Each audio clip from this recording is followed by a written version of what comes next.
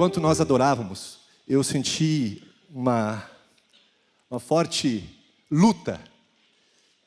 E luta mesmo, porque hoje nós celebramos a Páscoa. E se você não sabe, a Páscoa, ela simboliza uma guerra. Ela simboliza uma guerra. E não é uma guerra como nós estamos ouvindo falar de guerras. Não é uma guerra ideológica. Não é uma guerra cultural.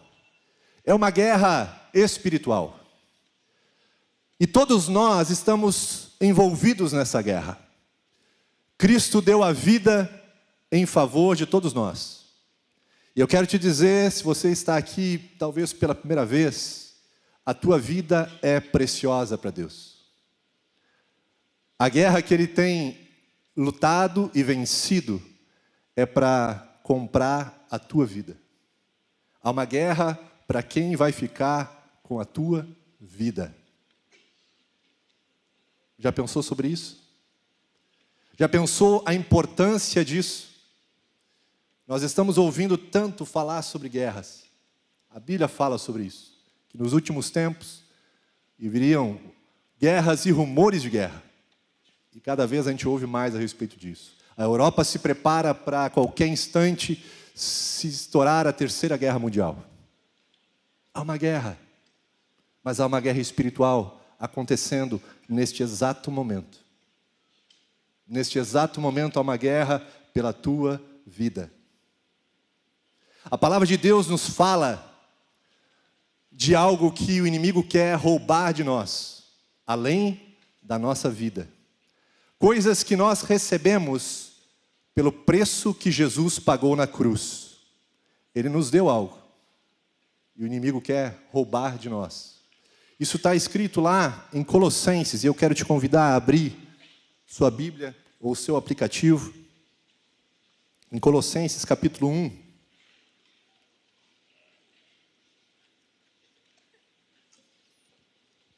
No verso 3, Colossenses 1, 3.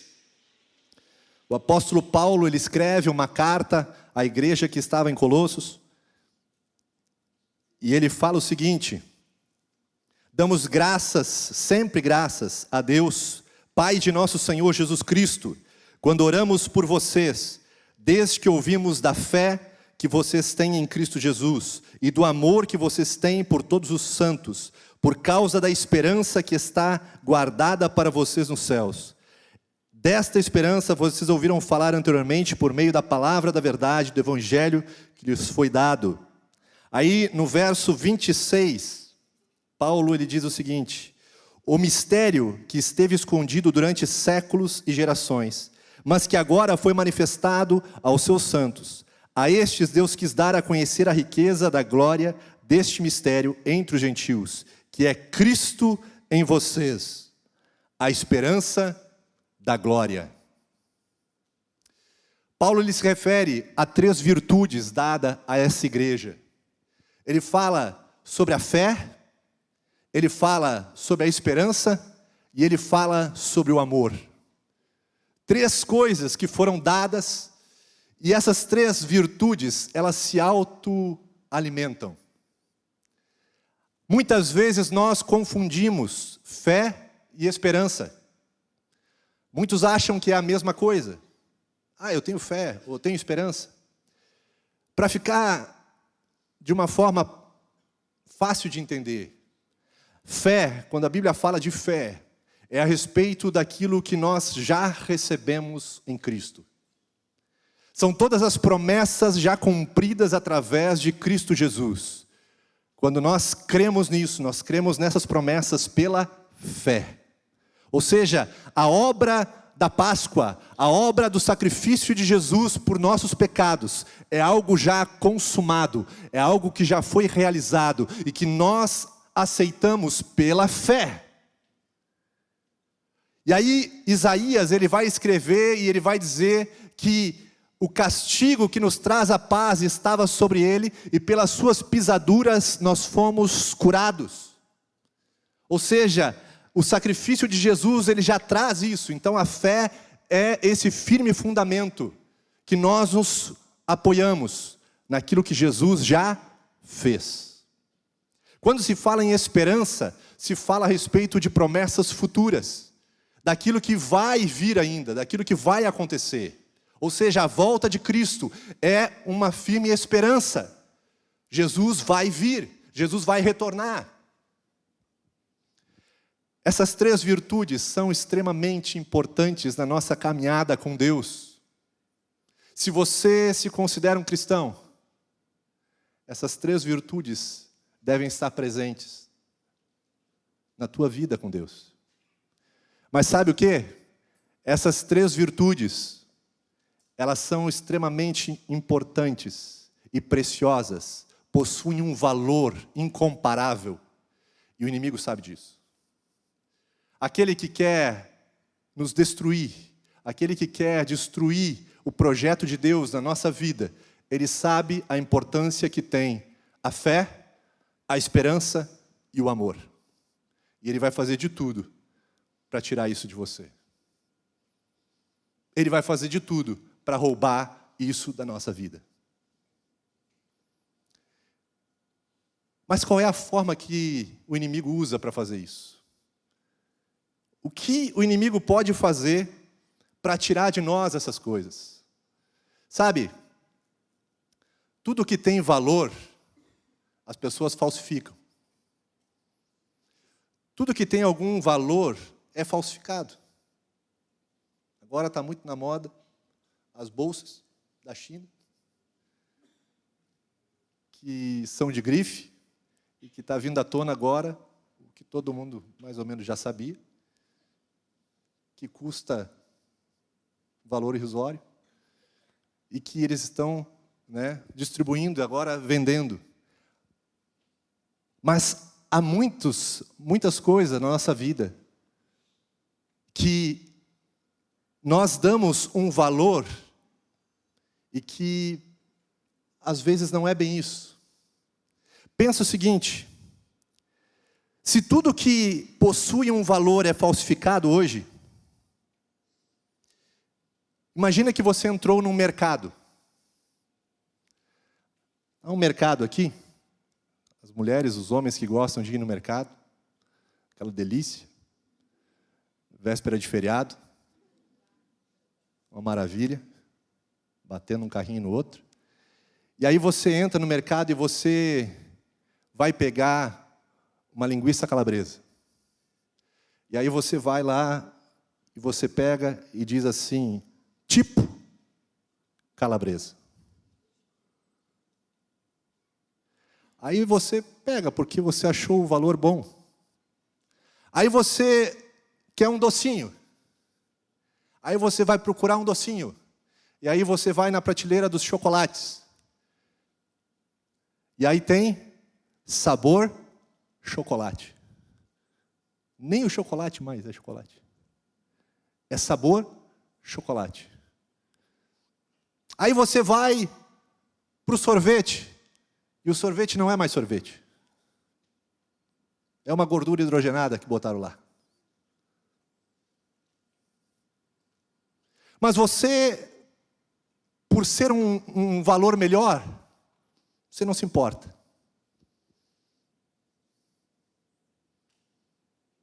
Se você soubesse que alguém está te enganando, se você soubesse que alguém está te roubando de alguma forma, o que você faria?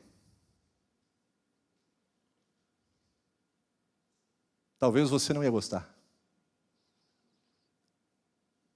E se isso fosse feito de uma forma bem suave, bem discreta, dia após dia? Porque é exatamente isso que acontece. Assim como nesse mercado que nós vamos toda semana, os produtos estão sendo manipulados e alterados para que o valor diminua e você possa acessar.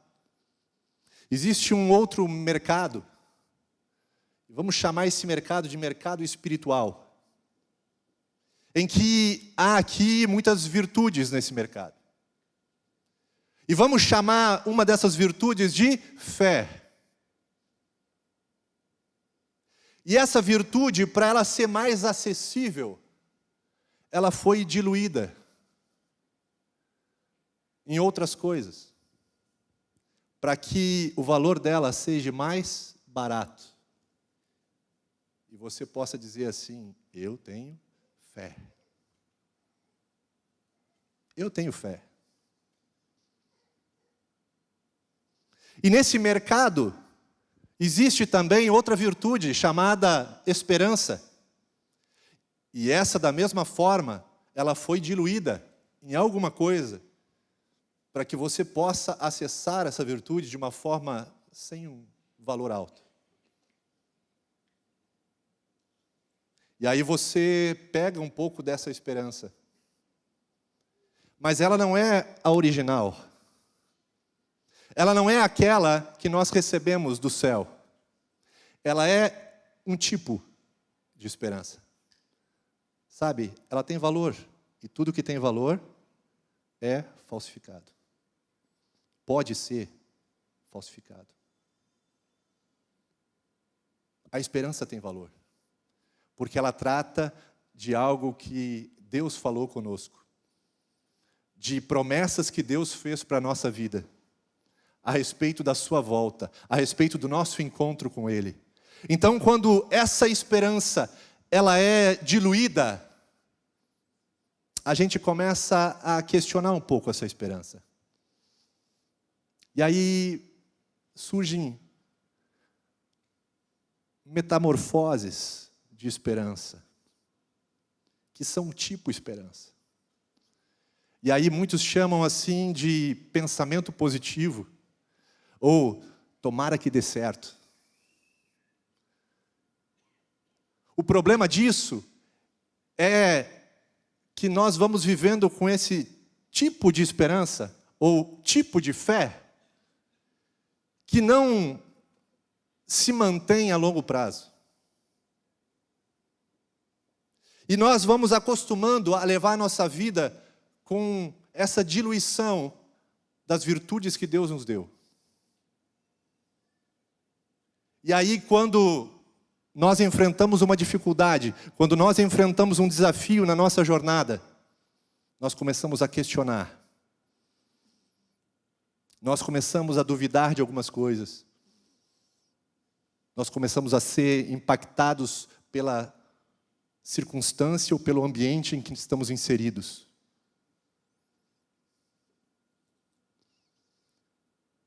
Há nesse mercado também outra virtude chamada amor. E o amor também pode ser diluído. E aí a gente vai ver hoje muitos casais em crise. Porque não é mais o que era. O amor acabou.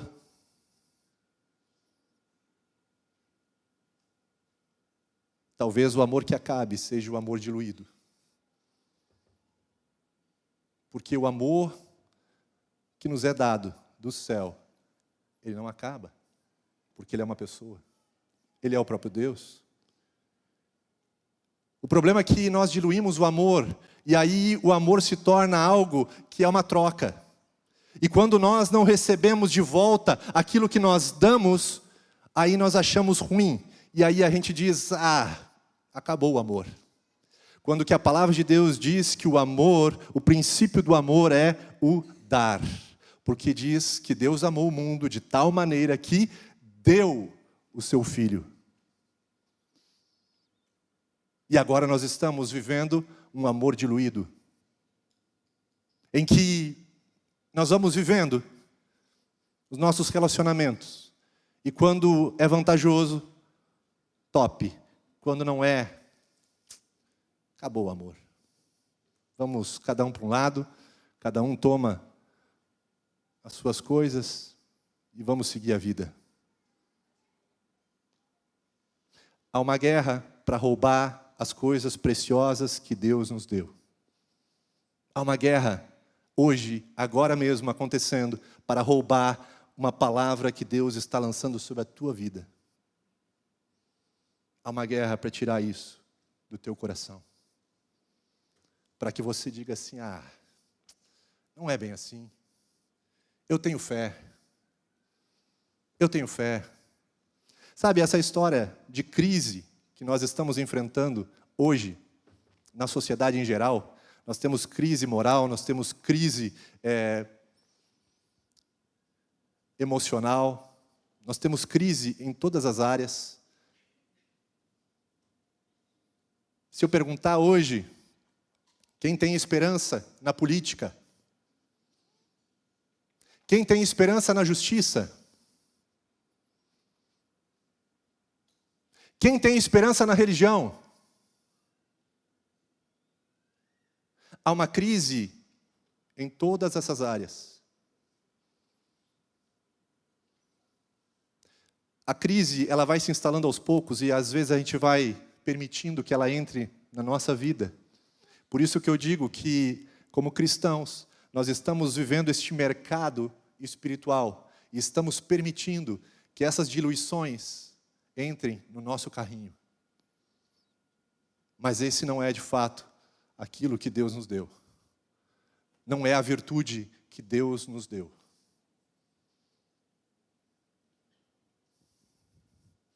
Isso não é novo. A gente vai ver essas crises acontecendo já na igreja primitiva, no meio dos discípulos de Jesus. Dias antes, momentos antes de Jesus ser preso, os discípulos estavam com ele, mas estavam já questionando muitas coisas.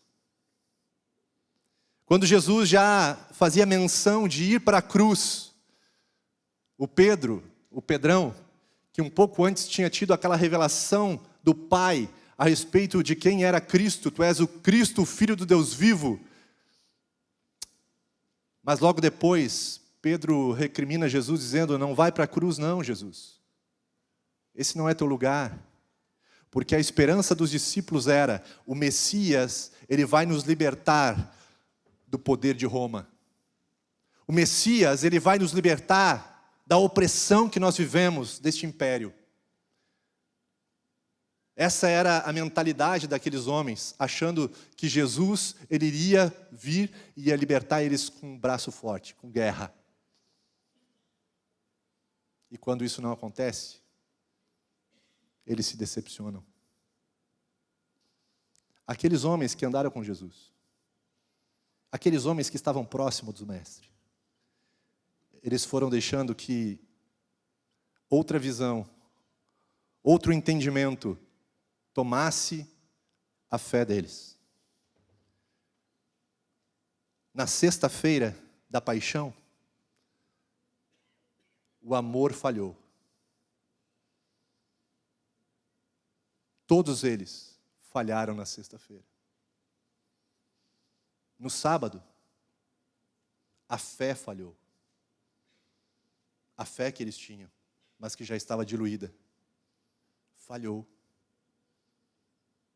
No domingo, a esperança daquilo que Jesus tinha prometido, tinha falado para eles, também falhou. A esperança falhou. Porque eles não acreditaram num primeiro momento que Jesus tinha ressuscitado.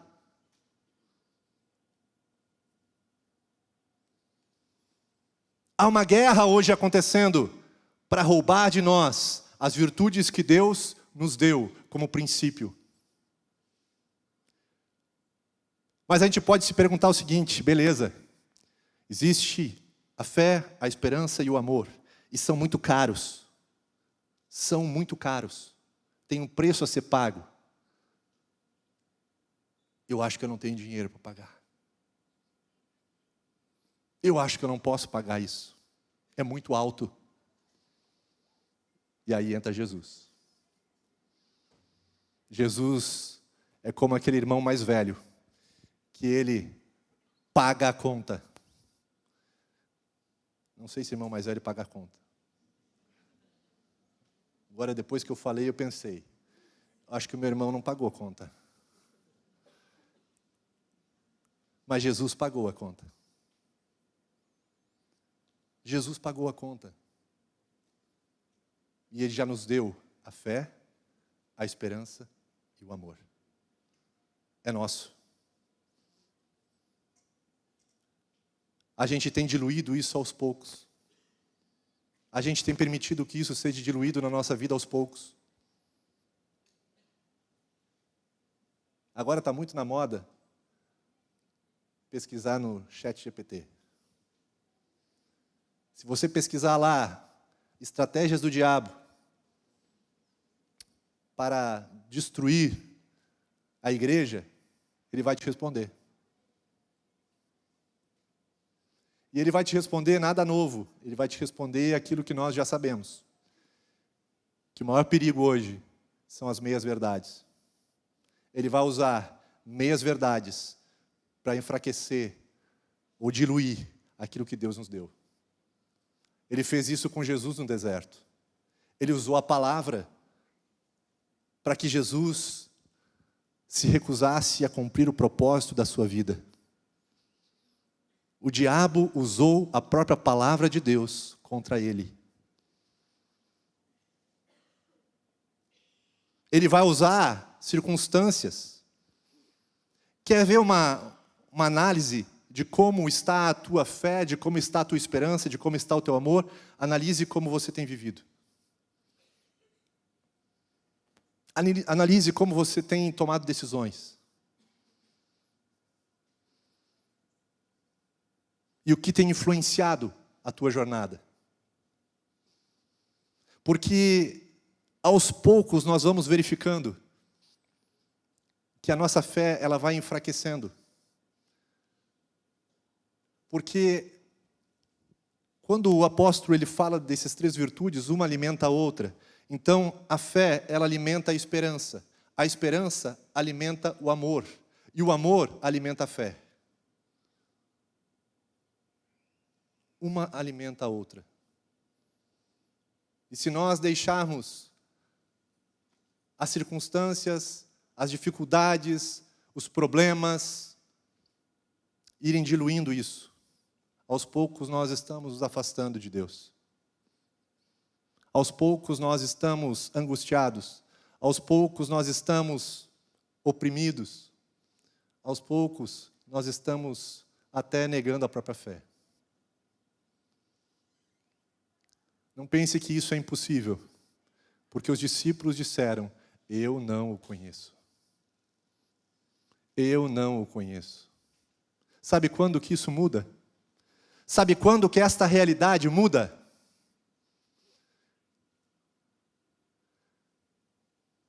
Esse texto que nós lemos aqui, Colossenses 1:26. O mistério que esteve escondido durante séculos e gerações, mas que agora foi manifestado aos seus santos. A estes Deus quis dar a conhecer a riqueza da glória desse mistério entre os gentios, que é Cristo em vocês, a esperança da glória. Sabe quando que muda tudo isso? Quando o mistério é revelado. Quando o segredo de Deus é revelado à humanidade. E qual é o segredo? Qual é o segredo? Cristo em vós. Não Cristo convosco. Cristo em vós. A esperança da glória. Cristo aqui dentro. Não Cristo junto, Cristo dentro. Porque no passado, na antiga aliança, eles tinham Deus visitando, Deus com eles. Mas agora o mistério, o segredo de Deus é revelado. Qual o segredo? Jesus disse: olha, eu vou para o Pai, mas eu enviarei o Consolador, que estará para sempre convosco. O mundo não pode conhecer, porque não viu nem conhece. Mas vós o conheceis, porque Ele estará em vós. Ele estará em vós. Cara, o segredo de Deus é Cristo. Cristo em nós. Cristo em nós. A esperança da glória. Então o que vai acontecer? vai acontecer que o inimigo ele vai tentar tirar Cristo de nós. E ele vai começar com as pequenas coisas, diluindo aquilo que Deus já prometeu. Então ele vai diluir a palavra, assim como ele fez com Jesus no deserto. Ele vai diluindo, ele vai alterando, ele vai manipulando, e aí você vai aceitando porque é confortável, porque é mais barato. É mais barato. É tipo calabresa. É tipo fé. Mas quando o desafio vem, você precisa se apoiar na palavra. Jesus, em todo o seu ministério, você vai ver diversas partes em que ele está ensinando os discípulos a andar por fé. E no momento ele está no barco dormindo, no meio de uma tempestade, o barco sendo chacoalhado de um lado para o outro, a água entrando no barco, os discípulos apavorados e Jesus dormindo. E aí eles vão lá despertar Jesus e diz: mestre, tu não te importa que a gente morra aqui? E aí Jesus se levanta, dá uma ordem para o vento, acalma-se o mar, e diz: vocês não entenderam nada ainda? Vocês não compreenderam ainda quem eu sou? Cristo em vós, a esperança da glória. Cristo em vós, a esperança da glória. As pessoas têm que olhar para nós, têm que olhar para você, e tem que ver Cristo, uma esperança da glória.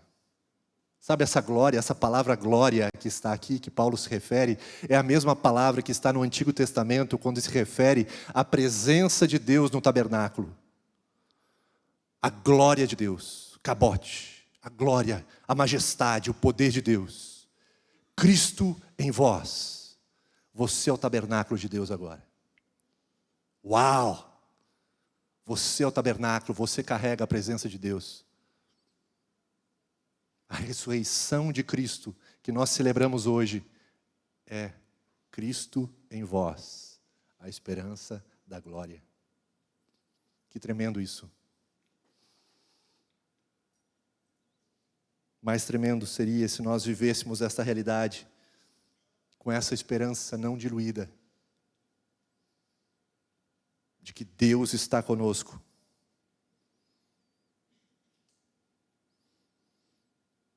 Após a crucificação, os discípulos estavam com medo ainda. Os discípulos se esconderam. Após a crucificação, Pedro voltou a pescar, a sua antiga atividade, antes de ser chamado para o ministério, para andar com Jesus. O pescador Pedro. Após a morte de Jesus, Pedro volta a pescar. Por quê? Porque a esperança se foi. A esperança foi diluída. Mas, quando eles têm um encontro com Jesus ressurreto dos mortos, e aqui é a base da fé cristã. A Miriam falou sobre isso. A diferença da ressurreição de Jesus para outra ressurreição qualquer, que existe até na Bíblia. Lázaro ressuscitou. Mas a ressurreição de Jesus é diferente, porque ele aparece aos discípulos, e ele mostra as suas mãos, ele mostra as suas feridas, ele mostra aquilo que ele levou na cruz, seu corpo, ressurreto dos mortos, mas ele mostra a marca das feridas. Ele come com os discípulos, ou seja, ele recebe um corpo glorificado, como um dia todos teremos.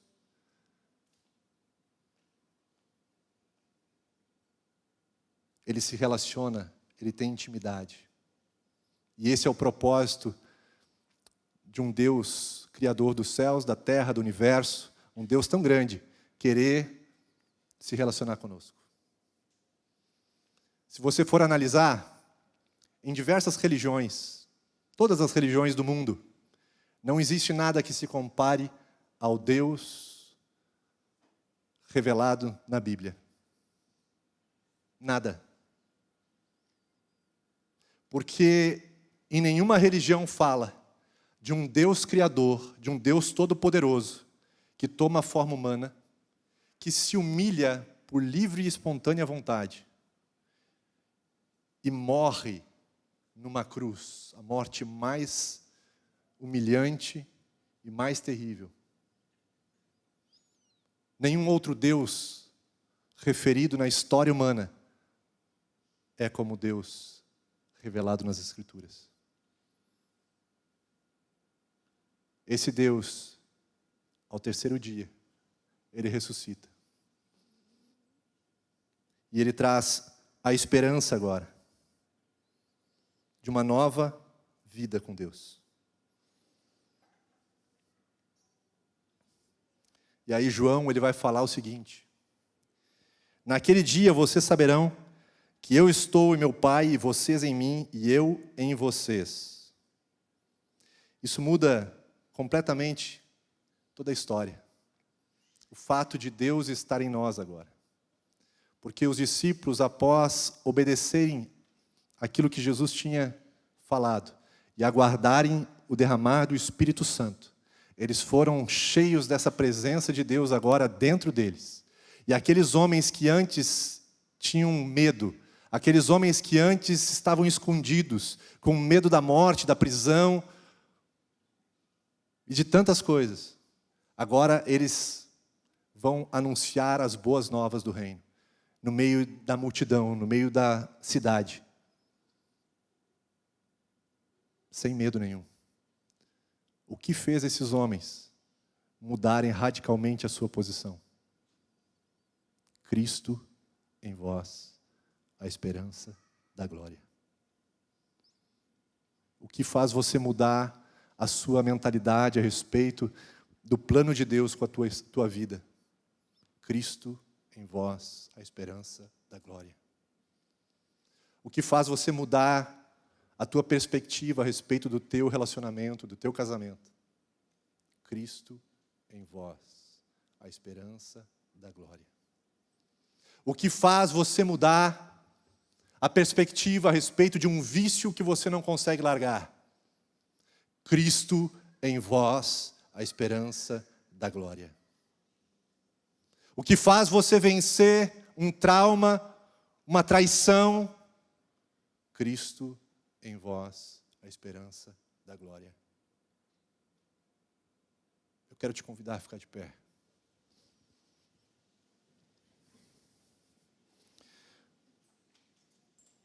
Porque o inimigo vai tentar roubar de você aquilo que Deus já te deu. A sua palavra, as suas promessas, uma vida nova com Ele. Hoje é o dia da ressurreição da tua vida. Hoje é o dia da ressurreição da tua vida.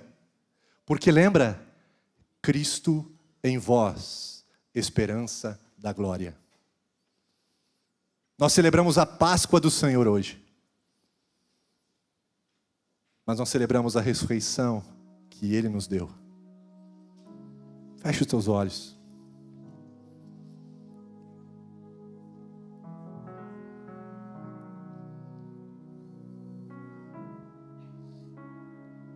Você tem vivido como alguém que Cristo ressuscitou? Você pode dizer: eu tenho vivido uma vida nova. Eu tenho vivido a ressurreição de Jesus na minha história.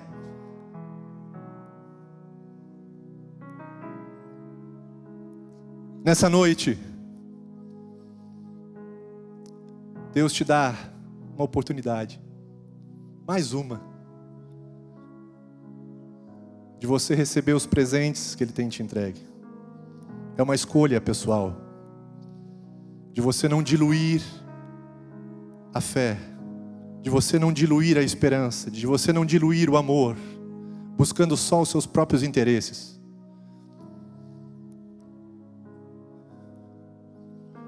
De você não se fechar no seu mundo, achando que ninguém te vê, ninguém se importa, Isso é o inimigo tentando tirar aquilo que Deus já te deu. Você tem um alto valor. Não desmereça a obra de Cristo. Não desmereça aquilo que Ele fez por ti.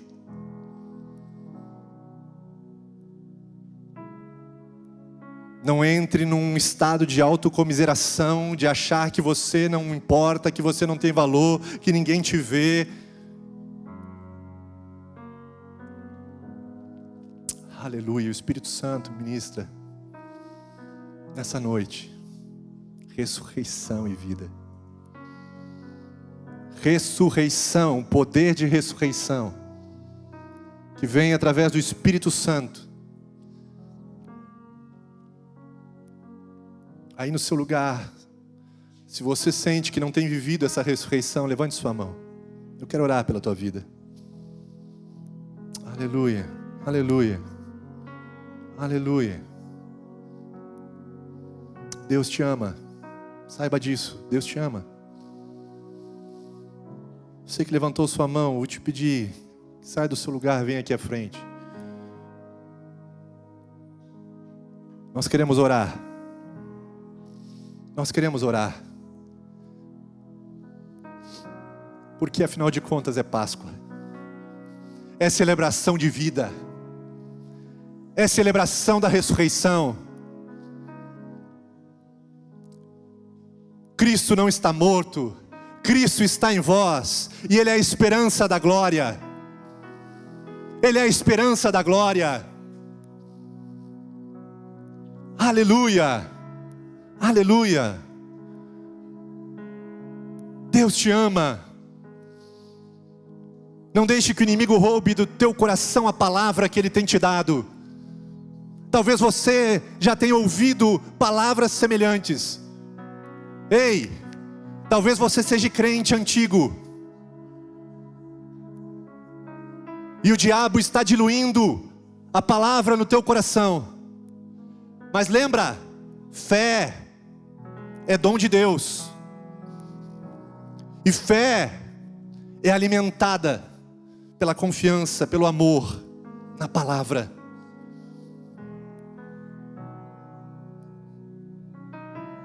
Não se conforme com uma letra, com conhecimento intelectual.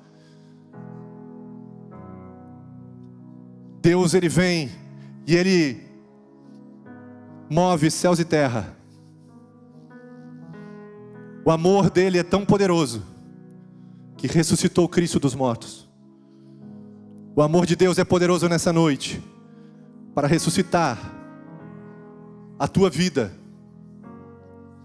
Senhor, nessa noite oramos, declarando, Senhor, neste lugar, a autoridade, Senhor, do teu nome, contra toda investida do maligno, contra tudo aquilo, Senhor, que vem para roubar, matar e destruir.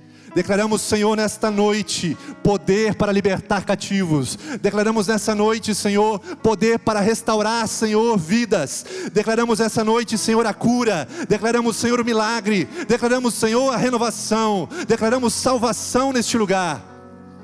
Em nome de Jesus. Todo pensamento, Senhor, de morte, sai em nome de Jesus. Pensamentos de vida agora vem. Poder da ressurreição, Espírito Santo vem, enche esses corações. Senhor, enche, Senhor, aqueles que estão em casa agora, que nos acompanham, que, Senhor, a Tua presença, Senhor, esteja entrando agora nos lares. Aonde, Senhor, havia desânimo, tristeza, depressão, recebam vida em nome de Jesus. Em nome de Jesus. Poder da ressurreição, poder de Cristo nessa noite. Seja restaurado, seja fortalecido agora na fé, na esperança e no amor. Seja renovado, em nome de Jesus, em nome de Jesus. Vem, Deus. Você que está no seu lugar, levante suas mãos, vamos adorar a presença de Deus neste lugar. Nós estamos aqui por Ele, para Ele são todas as coisas. Aleluia, Senhor, te adoramos neste lugar. É por Ti, Senhor, que estamos aqui. Aleluia, aleluia.